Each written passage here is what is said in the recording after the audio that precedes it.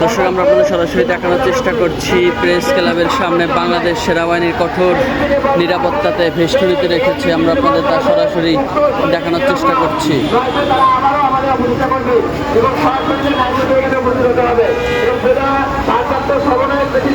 আমাদের আন্দোলন চলতে থাকবে, মনে করবেন আপনার শান্তির